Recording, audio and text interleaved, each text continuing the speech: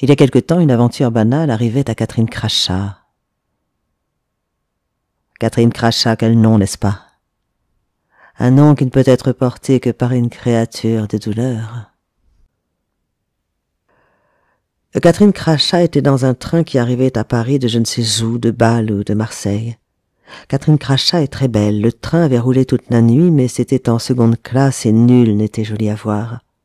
Cependant, il y avait deux hommes dans le compartiment de Catherine. L'un de ces hommes, fort, brun, énergique, je me souviens bien, n'avait pas fermé l'œil depuis le départ pour ne rien perdre de Catherine somnolente. Personne sur le quai pour Catherine. Une actrice de cinéma qui revient de tourner dans les montagnes ou près de la mer, ce n'est pas attendu.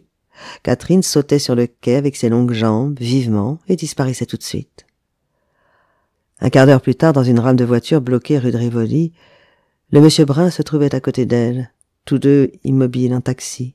Tiens, c'est drôle. Au soleil, il paraissait un individu bon et intelligent, quelconque. Elle détournait les yeux pour ne pas l'assassiner, mais apercevant la joie agressive de cet homme, elle savait que déjà maintenant, elle agissait fortement en lui. Le taxi du monsieur collait au sien, alors elle donnait plusieurs ordres contradictoires à son chauffeur et parvenait à semer l'amoureux. Il faut le remarquer avant d'entendre la suite de l'histoire. Catherine est généralement froide à l'égard du plaisir, très froide, sauf les circonstances du vrai amour qu'elle a positivement connu, et même lui a-t-il fallu une sorte de grâce dans ces circonstances. Tout de même, elle se sentait absolument sur le point de céder au monsieur Brun. À 4 heures, en fumant une cigarette sur son balcon chaud par-dessus la rue, c'était en été, elle eut la sensation, le désir, d'entendre le voyageur parler en bas avec la concierge à madame Pouche. Elle se pencha. À la nuit, elle alla exprès s'asseoir à la terrasse d'un café sur le boulevard voisin. Et naturellement, elle vit surgir le monsieur Brun qui se mit à côté d'elle.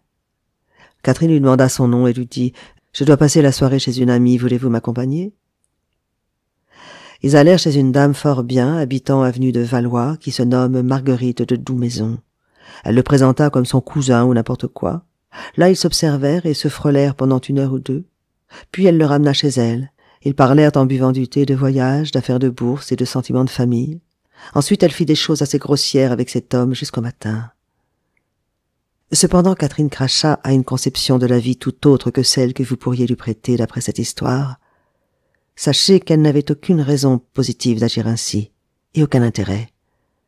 Déjà alors, elle portait le deuil d'un très grand et très unique amour perdu. Catherine Crachat, c'est moi. Pourquoi me faire connaître par une trivialité? Pour rien, difficile à dire. Et puis, est-ce tellement solide? Est-ce aussi solide qu'on le dit, le monde, ce qui se fait et ne se fait pas? Je vous assure que le lendemain, j'étais intacte comme la veille, et pure là où je fais l'effort de l'être dans la région douce, obscure de moi. J'ai des démons et aussi un feu pour les brûler. Le feu. Mettre le feu, c'est l'idée qui m'excitait quand j'étais petite. J'aime toujours faire brûler, voir brûler. Les histoires de bûchers m'effrayaient et me charmaient. J'y pensais pour m'aider à m'endormir. Eh bien, j'ai entrepris de me brûler de mes propres mains. Quand on est né comme moi d'une naissance affreuse, qu'on est faite de contraires, qu'on se déguise pour vivre et qu'on joue le théâtre avec soi-même, et qu'on est pleine de mouvements violents jusqu'à la sauvagerie et de peur et de chagrin, quand on est sensible à crier « tout ce qui touche la peau fait mal », mais avec cela dans la continuelle position de défense, et quand on est entouré d'ombre en somme, de noir, sans personne auprès de qui se consoler, sans ange gardien, quand on est professionnellement belle, quand on a un nom qui inspire le dégoût et qui fait contraste avec vous-même qui inspirez autre chose, quand on est actrice de cinéma et bonne à presque rien. On est Catherine Crachat. J'ai été tout cela. Je vous fais l'effet d'une énigme un peu facile. Tranchons le mot. Je suis une aventurière. Vous direz même une grue. Mais prenez garde à ceci, que certaines personnes aiment attirer sur leur tête la déconsidération et que la déconsidération est la chose la plus aisée à obtenir. Si vous êtes vieux, vous avez envie de coucher avec moi, là, grossièrement. N'est-ce pas la marque du réel intérêt d'un homme pour une femme que toute femme ambitionne de recevoir? Si vous êtes jeune, vous haussez vos épaules carrées comme on les porte aujourd'hui. Les femmes orageuses vous fatiguent. Il y a des gens moraux qui tourneront le dos et les personnes religieuses plaindront mon âme.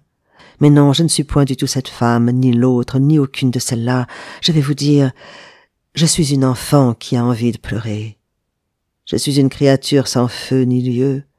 Je vis comme tout le monde au milieu du luxe et des trucs, mais je ne suis pas méchante. Si vous m'avez vue à l'écran, vous savez que mes plus beaux rôles ont été les fillettes navrées. Je suis née privée et dépourvue, et pendant très longtemps je n'ai pas même compris de quoi. Je n'ai aimé presque personne. Je vivais pauvre. Cependant j'ai été heureuse une fois, et tout de suite c'était pour sentir une privation pire. Une chose a passé sur moi pareille au souffle divin qui m'aurait élevé au-dessus de ma condition.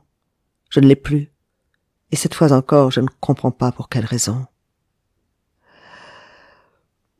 La chose qui m'arriva, et dans laquelle je continue à subsister, il est possible que je vous la raconte. Parfois j'ai des envies de la dire à n'importe qui, mais pour tout le monde elle est banale. Connaissez-vous la rue Jacob à la hauteur de l'hôpital de la Charité? C'est lugubre. J'habite là, depuis 10 ans. Toutefois, il y a l'envers. Mon appartement du 4e s'ouvre sur un grand jardin prisonnier. Il est plus profond que grand, et ces hauts marronniers mettent leurs branches élevées dans ma main quand je suis à ma fenêtre. C'est mon jardin. Je l'aime toujours en dépit de ce qu'il m'a fait, mais il m'arrive de ne pas pouvoir le souffrir. On aperçoit 4 petites fontaines aux angles. En face, un vieux morceau d'autel aux volets bleus, et dans une fenêtre du premier, une femme pas habillée peigne toujours sa chevelure longue. J'aimais à la passion le silence étrange, misérable de ces 4 murs, silence traversé par les ronflements d'automobiles. Cette vieillerie de la rue Jacob ne pèse plus rien.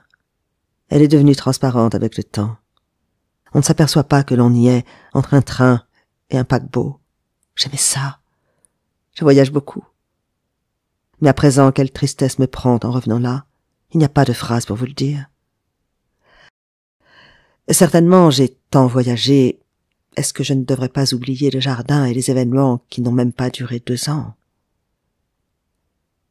J'ai essayé de changer de logis, et il a fallu revenir ici. Quand j'étais à Venise, dans la mort de Wagner, où j'avais le Palazzo Vindramin pour moi seul, je rêvais jour et nuit que je regardais le jardin. À Londres, j'ai travaillé longtemps et je rôdais dans les rues en briques plus noires que le deuil. Mais c'était encore le jardin. Partout, j'étais Catherine Crachat ou Katharina ou ce que vous voudrez. Je jouais mes rôles dans la débine ou avec de l'argent et j'essayais d'aimer le ciel nouveau. Mais je restais au jardin. Ce qui pour moi est advenu avant. Le sombre rêve de mon enfance et les aventures et le métier et la noce, c'est une chose. Et cette chose devait me conduire, étant donné ce que je suis, à l'histoire du jardin. Il devait se passer là ce qui s'y est passé. Et le reste de ma vie qui fut ajouté après glisse dessus sans rien changer et use seulement la douleur par le frottement. Je crois que je vous la raconterai, mon histoire. Mais d'abord, j'ai dit que j'étais belle. Je sais que c'est vrai. Je suis belle par profession. Vous ne me le répétez pas, car j'en ai les oreilles cassées. La beauté, c'est une autre misère que l'on porte. Quand on l'a avec un certain esprit, on est malheureuse. Je voudrais devoir ma vie et ma position à autre chose. On vend mes portraits en carte postale. Et je porte aussi mon nom, que je n'ai pas voulu changer, que j'ai seulement effacé derrière le prénom pour l'écran. Katharina. C'est mauvais goût, romantique. J'ai une égale horreur pour mon nom et pour mon portrait. Il faut supporter les deux. Je cherche un homme tombeau. Je ne lui dirai d'ailleurs qu'un petit morceau de l'histoire. Voulez-vous être cet homme-là? Entre 25 et 26, j'avais toute ma jeunesse. Je vivais seul dans cet appartement sur ce jardin.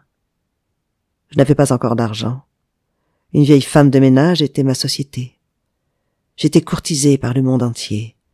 Je n'ouvrais pas ma porte. La femme de ménage prenait les paquets de fleurs et les lettres et les mettait sur la cheminée. Par curiosité du plaisir, j'avais connu plusieurs hommes. C'était tout de suite terminé. Je n'y croyais pas. En dehors de mes crises de noces, j'étais solitaire à la maison, et le dimanche comme la semaine. Et parce que je mimais la passion d'autrui, cela me plaisait de ne pas avoir de passion à moi. Mon cœur connaissait les trucs de lumière, et puis la vraie noce, je ne la faisais pas non plus. Je travaillais beaucoup. J'avais des engagements et j'allais devenir une star de 2e ou 3e grandeur. Ce que je suis. Dans la maison, de l'autre côté des arbres, il y avait l'atelier d'un peintre. C'était à la hauteur de ma vue. Je suis curieuse et j'aime fouiller chez les autres. Mes regards passaient dans son vitrage, mais il devait me dominer un peu et quand les feuilles ne nous séparaient pas, le peintre pouvait me voir dans ma chambre, ce qui me mettait en défiance car j'ai horreur d'être vue. Le peintre, un homme jeune à barbe, faisait une peinture moderne quelconque et c'est tout ce que j'ai su de lui. Mais sur son petit balcon de rien du tout, des caisses et de vagues pots de fleurs me touchaient. Impossible de dire pourquoi, mais infiniment. À qui rêvais-je? À moi-même? Et voilà le commencement. Un jour, c'est le jour nécessaire. Il y a toujours un moment fatal, un jour. Il y eut un jour où Tristan entendit parler pour la première fois de la reine Isolde. Un jour de petit printemps, on se mettait à ouvrir les fenêtres et je faisais du repos dans mon lit. J'écoutais les oiseaux. Ils allaient, comme si l'on ne fût pas à Paris, mais par exemple au bord d'une grande rivière américaine en pleine nature. Quels oiseaux! Oui, un jour. Et depuis ce jour-là, je ne supporte plus que je sois couché face à une fenêtre. Je ne supporte plus que je sois couché face à une fenêtre.